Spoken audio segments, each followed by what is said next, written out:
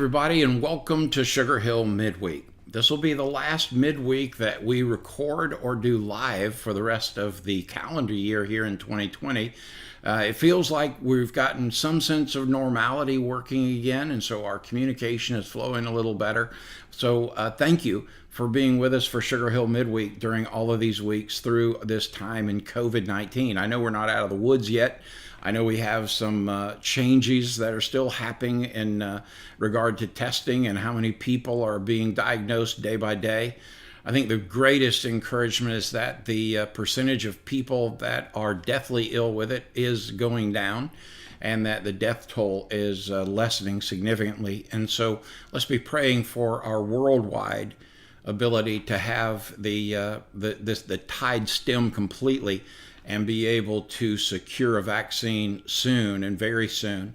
I know each morning I'm praying for these companies to have a miracle breakthrough. In the meantime, one of the things that we ought to keenly be aware of is the fact that God has allowed this for some reason. And one of the reasons that you've heard me say is that I believe Jesus called and he wants his church back. And the future of our church is going to be different, greatly different than it has ever been moving into the future, not just with what we do digitally for folks that never come back to church, but also for how we reach our community and how we serve our community in the days going forward. So there are a lot of plans in place at Sugar Hill Church, and I want to thank you for your patience as we work our way through them. A couple of big things I want you to be aware of is that we are moving forward with in-person Christmas Eve services at 3 p.m., 5 p.m., and then we're going to have an 11 o'clock p.m. service like we did last year, which was really well attended. And so make your plans now. We'll have a ticketing system in place where you can go on to something like Eventbrite and get your tickets for free, but it is a ticketed event so that we can plan accordingly.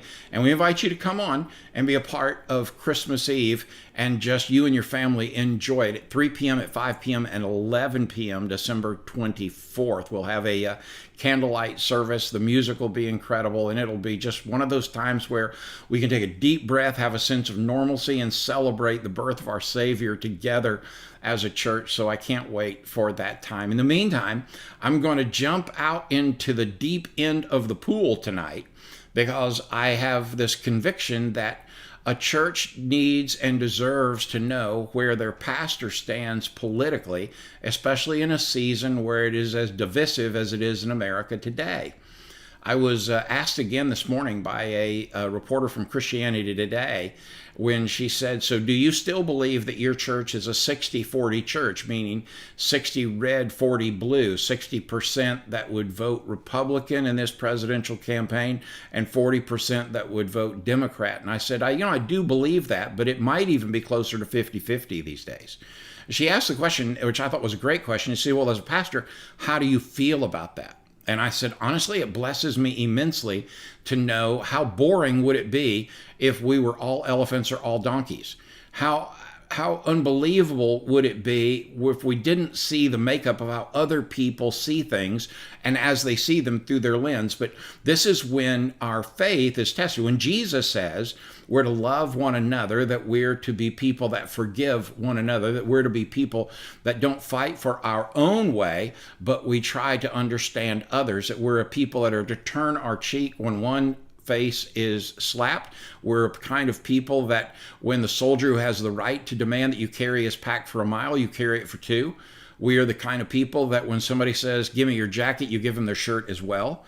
We're the kind of people that ought to be able to see past our political differences and see that we belong in our citizenry to the kingdom of heaven. Now, if you're one of those people that happens to agree with how I vote, that's great. But if you're one of those people who disagree with how I vote, I want you to know I love you. And honestly, I think I kind of understand why you're voting the way you are. But it hit me over the past week that I thought, I bet a church would like to know, without all of the filters that we put on Sunday morning, what does my pastor really think about this election? And if I think he's wrong, I want to be able to blister him with an email. Or my email is chuck@sugarhillchurch.com. But would you do me a favor? When you disagree with me, do what I intend to do in my reply to you and simply let you know I love you. I appreciate your thoughts and concerns, but I want you to know how I've come to this conclusion. Now, as I do that, let me just stop and say on the outset, I've already voted, and I bet many of you already have too. And I don't think there's anything that's going to happen between now and next Tuesday that's going to change the nature of how we vote. I don't think Tuesday we're going to know who wins the vote. I think it could be 30 or 60 days even before we know. We may not know who is our president until Christmas or after. And I think that's a shame. I mean, as a matter of fact, I just think it's downright wrong. I don't think any of us went to the polls and voted or mailed in our ballot or did whatever we do to vote. I don't think any of us want to believe that our vote should wind up in a court system. There's a piece of me that feels a little cheated if my vote winds up there. But honestly, when I think about how divided our country is, I'm reminded that whether Trump wins or Biden wins, odds are good that lawsuits are already written and already ready to be filed Tuesday. And I think that's awful. I genuinely do. I think it would be a terrible thing if the fate of our political system wound up over in the judicial branch, especially if it went all the way to the Supreme Court. I just don't think that's healthy for America, but I bet it happens. Having said all that, I've tried to give you tonight about 5 reasons why I'm voting for, are you ready? Don't be shocked, Donald J. Trump. Now, I realize some folks would say the pastor's never supposed to take sides. No, I don't think the pastor is supposed to speak for the church and the church take a side. I don't think the pastor should politicize his pulpit, but I believe that you have a right to know what I think about the election. So let me start with number 1. I believe with all my heart that the country at large and the world should not be about the business of ending the life of unborn children. Now, you can call it, if you want, reproductive rights. You can call it that a woman has her rights. And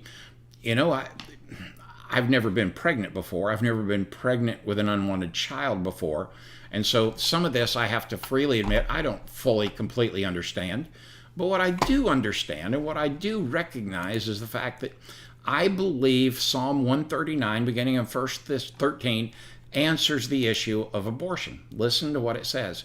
For you created my inmost being, you knit me together in my mother's womb. Praise you, because I am fearfully and wonderfully made. Your works are wonderful. I know that full well. My frame was not hidden from you when I was made in the secret place, when I was woven together in the depths of the earth. Your eyes saw my unformed body. All the days ordained for me were written in your book before one of them came to be. And then Jeremiah 1:5, before I formed you in the womb, I knew you. Before you were born, I set you apart. I appointed you as a prophet to the nations. Well, I look at this and I think to myself, what a shame it is that the greatest problem in America probably isn't abortion. But at the same time, when I think to myself that we are taking life away from life that has begun, I believe that's sinful. Now, if you have had an abortion, or if you have recently had an abortion, or if you disagree with my position on abortion, let me just say to you, I think you have every right to disagree with me. As a follower of Jesus, I would ask you to reconsider your position on abortion.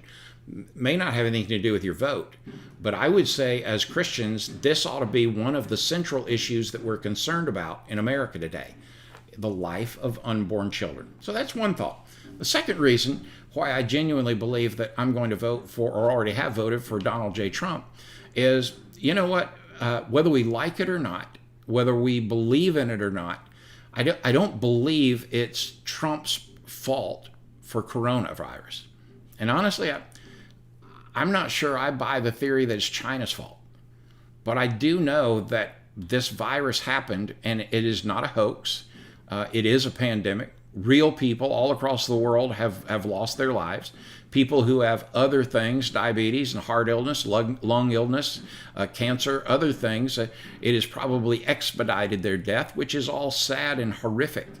But I don't believe it's the president's fault. Honestly, he probably did as good a job through the early days in COVID-19 as anybody could have done. I don't know what else we could have done. When I hear the argument about, well, you should have done this earlier or that earlier, I think to myself, that's armchair quarterback. It's easy to say what we should have done now.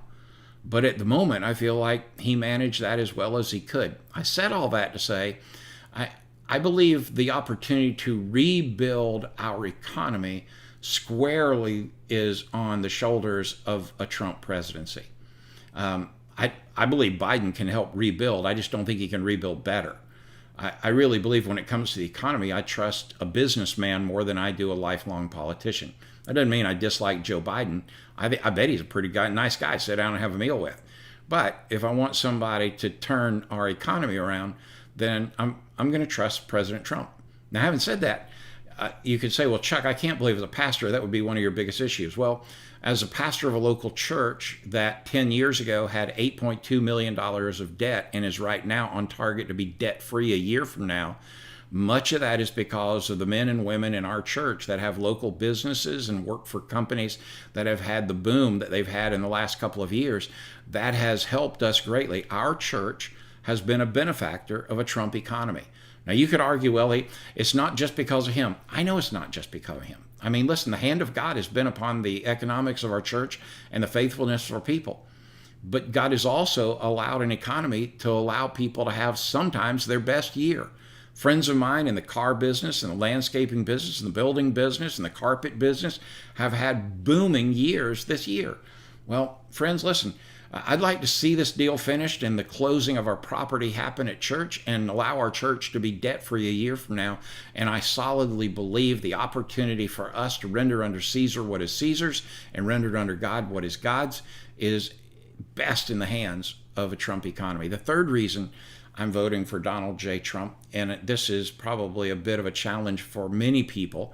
You know, I've been on the front edge of race relations. I've spoken at BLM gatherings. I believe the statement Black Lives Matter is a big deal, and I believe Black Lives Matter. But I also know that organizations like Antifa and what the organization of BLM has become is not what it was intended to become. I know that there are two issues in my mind that helps shorten the gap of where we have race problems and where we have the gap between races, and those two things are education and economics. Well, the education part, I know for a fact, it's been documented well, that President Trump has allotted more funding to traditionally black colleges than anybody else that's ever done that. I also know things like opportunity zones are a big issue economically. What I know for a fact was before COVID hit, we had the lowest unemployment with both Hispanics and African American and black families that America's ever had. And when I look at that, I think to myself, when it comes to taking race relations and improving them greatly, yes, most of it is a hard issue.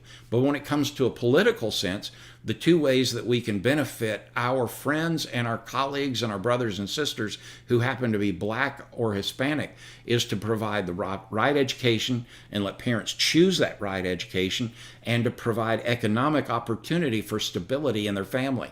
As a result, once again, I lean toward President Trump in that. The fourth reason that I want us to talk about real quick is this one thought, and that is, I know he's rude, he's a bully, he's boorish. I think in many ways he's a womanizer. I have a hard time liking the man, President Trump. I really do. He makes it so dang hard for people like me to go just full out. But I've seen the people he has appointed to the court. Now, you can argue about Justice Barrett and whether it should have happened at the time it did or not, but the fact is, it is true that it's legal. Now, whether it's something that you approve of, I'm not sure. Could I just say to you, I believe Amy Coney Barrett is more than capable of serving in her role. And if it hadn't come in this time, I believe it would have been a no-brainer. But the fact is, to simply say, well, we're putting her on the court because she's pro-life really does her a disservice. But when I think about the amount of judges that are being appointed that I believe have a more Christianly view of America at the federal level and at the Supreme Court, I think to myself, well, that is a promise he made and a promise he kept. I believe there are a lot of promises he didn't keep. I believe there are a lot of promises he intended to keep. I don't know where we wind up when it comes to medication and where health insurance rests. I'm not necessarily a fan of the Affordable Care Act, but I'm not a defeatist that says it's the worst thing in the world because it came out of President Obama's presidency. I do believe pre-existing conditions are a big deal, and I believe personal choice is a big deal. I do think trying to push the price of prescription drugs down is a big deal. Once again, when I look at all those issues, I don't think this is a matter of what are all the metrics and what are all of the mechanics when it comes to health insurance. I think it's a simple fact that every side agrees we need to have choice in the matter, and we need to be able to protect pre-existing conditions, and we need to push the cost of prescription drugs down. And in that regard, again, I side with President Trump. Now, I'm going to stop right there and say there are probably some other reasons, and there are probably some reasons I wouldn't vote for Joe Biden, but honestly, I have no desire to be out here on a negative bent today. I want to be able to say to you that I believe the church has a responsibility, whatever happens out of our election, to ensure that we recognize that there are going to be 50% of our country that is angry. Listen, if Vice President Biden and Kamala Harris win, then 50% of our country is going to be angry, and there's going to be lawsuits, and there's going to be recounts, and it's just going to be ugly. If President Trump and Mike Pence win, then the left, it's going to be an all-out war. Either way you look at it, 50% of our country is going to be angry. And there'll never be a time that is better for the church to decide that we're going to have a voice of civility and decency and graciousness and Christianly kindness. I know many of you are saying, well, I'm going to fight for everything I've got. And I just say, I get it, But if you're willing to be as aggressive as I've seen many of you be on social media or any other way when it comes to presidential politics, let me ask you a question.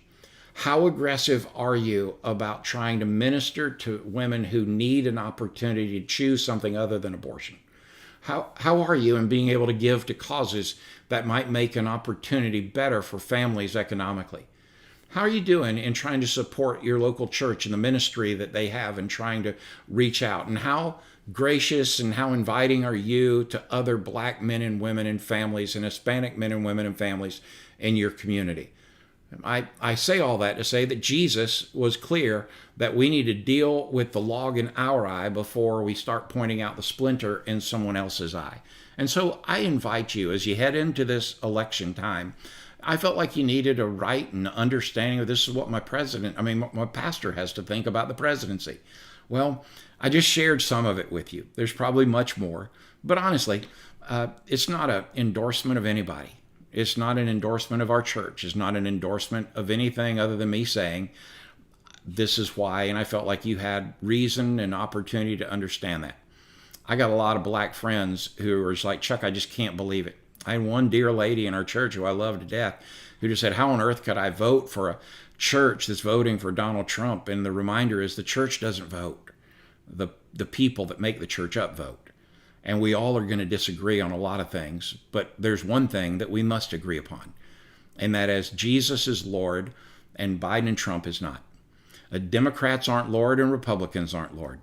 They're not kings, and they're certainly not the King of Kings or the Lord of Lords. Jesus is. He is the center of all that we will do. And in a post-election that we'll face a week from now, our job as followers of Jesus will be to have a voice of reason and clarity and honesty and kindness and graciousness, but let us have civility above all things. Because if we're to love one another and people are to know Jesus by how we love one another, man, we have got to get our act together and show that we love one another and we can forgive one another. So I invite you today, be that Christian going into this season. Be voting, and you're welcome to vote for whoever you want to win. But I encourage you to vote that what will happen in a post-election is America will come together for the good, and we will become a shining light on top of a hill because we've chosen to be a country chasing after God, not chasing our tail and screaming at one another and looting and robbing stores and blowing up social media because we are so adamant about one thought or the other. Friend, I love you. I don't care who you vote for. I love you. If you disagree with me, I love you. If you think I'm crazy as a bat for my position, I love you.